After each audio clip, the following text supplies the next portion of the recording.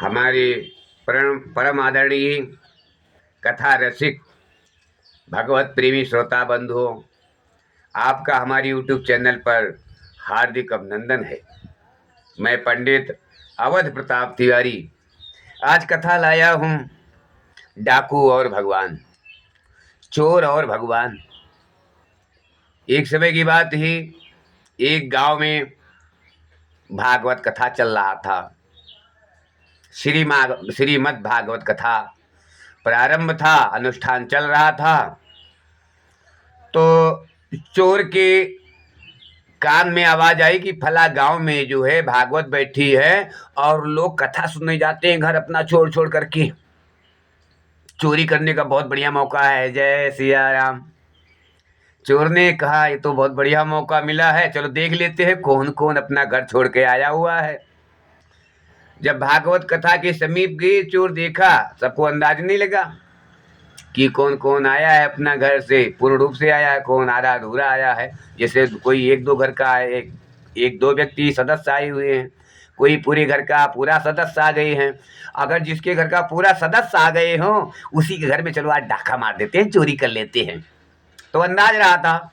इतने में पंडित जी की कथा प्रारंभ थी, अनुष्ठान प्रारंभ था। पंडित जी कथा बाज रहे थे, कथा उनका चल रहा था कि बोले मुरलीधर घनश्याम की जय, वृंदावन बिहारी लाल की जय। मुरलीधर घनश्याम जो ही बाल रूप हैं, बहुत छोटे भगवान हैं, लड्डू गोपाल कहा जाता है जिनको। वो ग्वाल बालों के संग छोटे छोटे ग्वाल 7 साल के, 8 साल के, 10 साल के, इतने में रेंज के सारे लड़के होते हैं। उसमें भगवान कृष्ण भगवान मुरली बजाते हुए सारे गौओं को चराने आते हैं। मधुवन जो जमुना के तट पर स्थित है, उस वन में पूरा दिन कृष्ण भगवान गाय चराते हैं। और उनका वस्त्र आभूषण तो अनमोल है, हीरा पन्ना पोखराज, जिसकी आज आकलन किया जाए, तुलना किया जाए तो अरबों खरबों का होगा। और वो रोज आते हैं, बंसी बजाते हैं, उस मधुवन में रासलीला करते हैं और घर चले जाते हैं। शाम को लौट के चले जाते हैं। चोर ने इतनी कथा सुना किया, कोई लड़का जमुना के तट पर मधुबन में आता है, अरबों का आभूषण पहने हुए है। छोड़ो, ये छोटी मोटी चोरी नहीं करेंगे। मन में विचार किया चोर ने, ये छोटी मोटी चोरी नहीं करेंगे। अब वो मुरलीधर घनश्याम का गहना वस्त्र ही हम छीन लेंगे, जो अरबों खरबों, एक ही शिकार में अरबों खरबों पति बन जाऊंगा मैं। लेकिन इसका पता कौन बताएगा? कुछ टाइम बैठकर चोर ने मन में विचार किया, डाकू ने, आखिर ये पता बताएगा कौन, वो लड़का रहता कहाँ है? फिर मन में धीरे से विचार किया, अच्छा कथा खत्म होने दो, अभी पंडित जी जब नीचे उतरेंगे तब इनसे विचार विमर्श करता हूं। तो चोर भी बैठकर कथा सुनने लगा। वो कथा नहीं सुन रहा था, वो कथा नहीं सुन रहा था, वो पंडित जी के कथा विश्राम करने का इंतजार कर रहा था। कथा सुनने 4 लोग आते हैं। हमारा जब भागवत प्रारंभ होता है तो 4 प्रकार के श्रोता आते हैं। पहला आता है श्रोता, और दूसरा होता है श्रोता।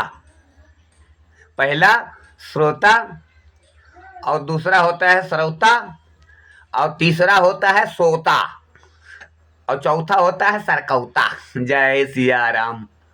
श्रोता का मतलब है आए हैं, समय नष्ट किया है, समय कीमत, जिसको समय की कीमत है वो कथा सुनेंगे, फालतू परपंच छोड़ करके, वो श्रोता कहा गए हैं। पंडित जी जो बतन बोल रहे हैं, अगर पंडित जी बात में पूछते हैं तो श्रोता बताएगा।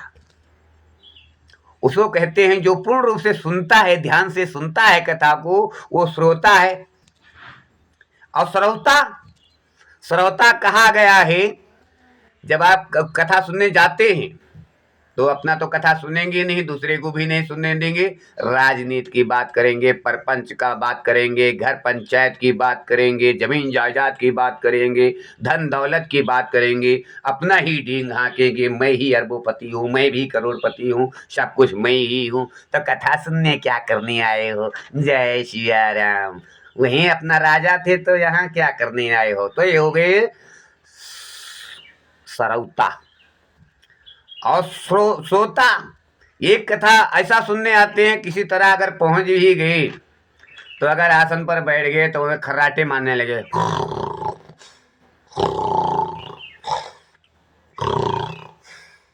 ऐसे और ऐसे एक कथा प्रारंभ था। तो एक रामायण मेला चालू था, 1 महीने का कंटिन्यू मेला चला रामायण का। और एक श्रोता रोज आवे इसी तरह से सोता, सो जावे। जब महीना पूरा हो गया, 1 महीने का मेला खत्म हो गया रामायण का, तो श्रोता उठा और पंडित जी से बोला, हे पंडित जी, एक बात बाकी रहेगा। पंडित जी ने कहा, बोलो क्या बात बाकी रह गया? श्रोता ने कहा, पंडित जी मेरे समझ में नहीं आया, सीता किसका बाप था? जय सिया राम। पंडित जी ने कहा, सीता किसका बाप था? यानी तुम बहुत ध्यान से कथा सुने हो, सारी रामायण बीत गई और तुम बोल रहे हो सीता किसका बाप था? तो ये हो गए श्रोता, ये आगे सो गए, इनसे मतलब नहीं। और चौथा होता है सरकौता, ना उनको कथा से मतलब है और ना तुम्हारे समाज से मतलब है। कोई देखा जूता बढ़िया पड़ा है, जूता पड़ा है बढ़िया सा, कहीं देखा गमछा पड़ा हुआ है, चप्पल पड़ा हुआ है, कहीं देखा रुपया पैसा पड़ा हुआ है, किसी की अच्छी के बहुमूल्य चीज पड़ी हुई है, तो जैसे हस्तगत कर लिया, वहां नहीं रुकेंगे, वो तुरंत सरक जाएंगे। इनको कहा गया है सरकौता। जय सिया राम। तो 4 प्रकार के हमारे श्रोता होते हैं। पहला होता है श्रोता, दूसरा होता है श्रोता, तीसरा होता है सोता और चौथा होता है सरकौता। अब जब कथा खत्म समाप्त हुआ, आरती धूप आरती हुआ, सबको प्रसाद वितरण किया गया, तब पंडित जी मंच से नीचे उतरे, वेद व्यास स्थान से नीचे उतरे और दिशा फराकत के लिए निकल पड़े। लोटे में पानी लिया और दिशा फराकत के लिए निकले। तो रास्ते में चोर बोला, पंडित रुको। पंडित जी ने आए, बोले तुम यहाँ रास्ते में क्या कर रहे हो, मुझे क्यों रोक रहे हो? चोर ने कहा, है पंडित इज्जत से रख जा। चाकू निकाला, बोला, है पंडित इज्जत से बता दो वो लड़का कहाँ मिलेगा? चोर ने कहा पंडित से कि बताओ पंडित, तो लड़का कहाँ मिलेगा? अगर नहीं बताते हो तो मैं तुम्हारा भी गला कलम कर दूंगा। मुझे मारने में थोड़ा भी झिझक नहीं होगा, क्योंकि मैं खानदानी डाकू हूँ। दिन रात का हमारा काम है, अभी मार दूंगा तुमको, जान से मार दूंगा। पंडित जल्दी से जल्दी बताओ वो लड़का कहाँ मिलेगा? क्या नाम बता रहे थे? कृष्णा, समरिया, बसुड़ी वाला, वो मुरलीधर कहाँ मिलेगा मुझे? तो पंडित जी ने कहा, अच्छा अच्छा। पंडित जी ने बड़े हुंकारी भरते हुए कहा, अच्छा अच्छा, कृष्ण कन्हैया का पता पूछ रहे हो, जो बांसुरी मधुबन में बजाते हैं, कथा चल रही थी? चोर ने कहा, हाँ हाँ वही मैं पूछ रहा हूँ, जो अभी कथा कह रहे थे वो लड़का कहाँ मिलेगा? पंडित जी ने कहा, हाँ वो तो मथुरा वृंदावन में मिलेगा। वो जमुना के तट पे जाओगे ना, वहाँ एक मधुबन है, वो मधुबन में रोज आते हैं। वो रोज आते हैं कि? हाँ। पंडित जी ने कहा, हाँ वो आते हैं।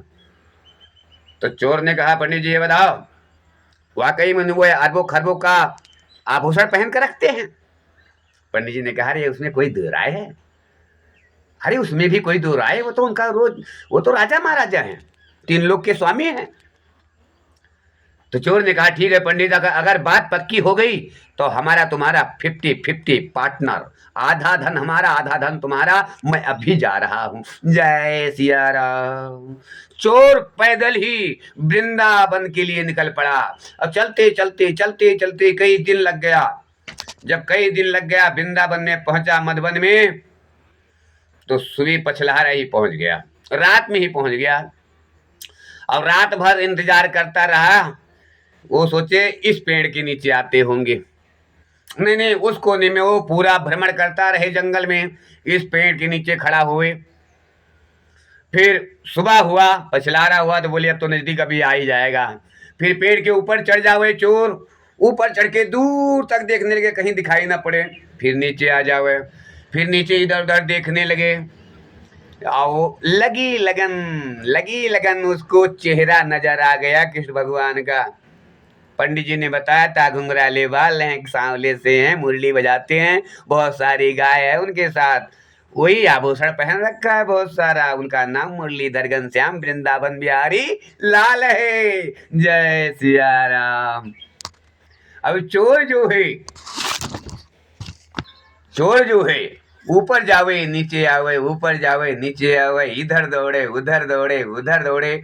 जब एकदम व्याकुल हो गया, कहते ना जब एकदम कहते ना एकदम परेशान हो गया कि परमात्मा अब कब मिलेगा, कब लड़का मिलेगा। जब ज्यादा अत्यधिक परेशान हुआ तो वाकई में पेड़ के ऊपर चढ़ा तो उसको मुरली की आवाज आ गई। मुरली की सुनने बंसी की आवाज आने लगी। फिर वो पेड़ पर चढ़ गया, दूर से देखने लगा तो देखा बहुत सारी गाय आ रही है। माया पतीली की लीला, कहते हैं ना जाकी रही भावना जैसी, प्रभु मूरत देखी तिन तैसी। जैसा आप विचार रखोगे वैसे आपको परिणाम मिलेगा। जय सिया राम। तो चोर ने देखा बहुत सारी गाय आ रही है, अब ये मारे खुशी के नीचे ऊपर नीचे ऊपर नीचे ऊपर करने लगा। इतने में देखा मुरलीधर घनश्याम और नजदीक आ गई। अब और नजदीक आ गई तो ये दौड़ करके मुरलीधर घनश्याम को पकड़ा और कहने लगा कि हे बालक, और कहने लगा हे बालक इधर आओ। कृष्ण भगवान ने कहा बोलो तुम कौन हो। चोर ने कहा मैं चोर हूं, इधर आओ। कृष्ण भगवान ने कहा बोलो क्या मुझसे क्या जरूरत पड़ गया। बोले ये सब गहना मैं उतार दो, अपना जो आभूषण पहन रखे हो सब निकाल दो, मुझे दो वरना मैं जान से मार दूंगा।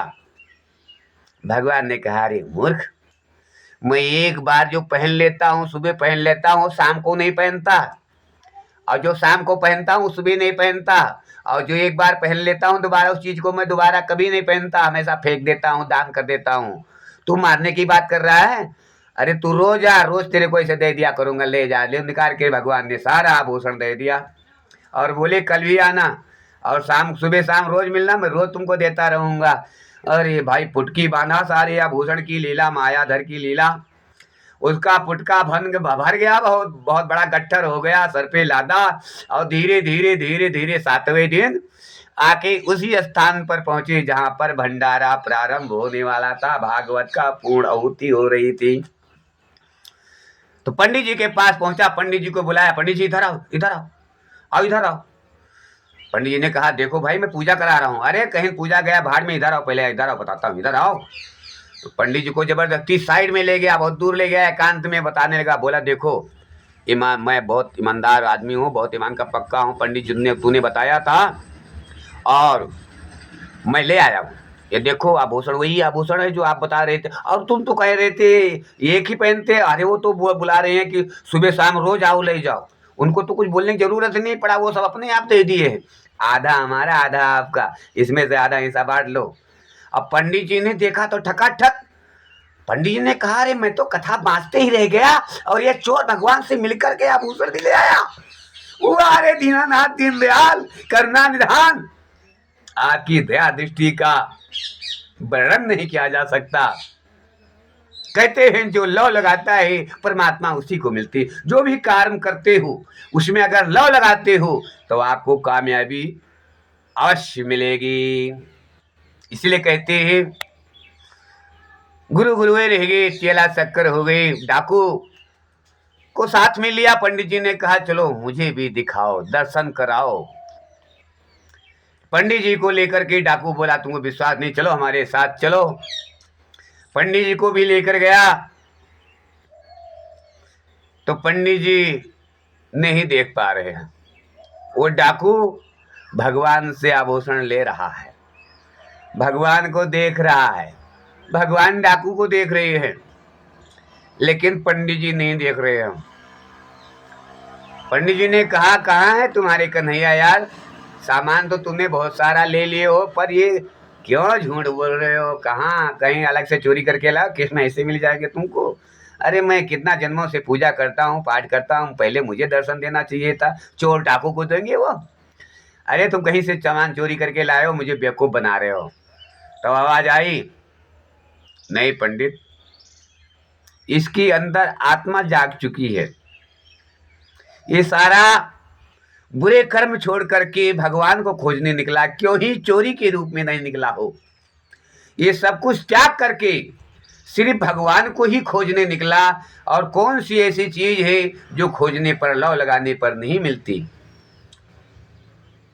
लौ लगाने खोजने पर तो भगवान मिल जाते हैं। आपको खोजने की चेष्टा होना चाहिए, अनुराग होना चाहिए, लगन होना चाहिए। इसी कहते हैं डाकू ने परमात्मा को पा लिया, पंडित जी नहीं पाए। जय सिया राम। आज की कथा कैसी है? अगर अच्छी लग रही है हमारी कथा तो चैनल को सब्सक्राइब करें और कमेंट में लिखें जय सिया राम।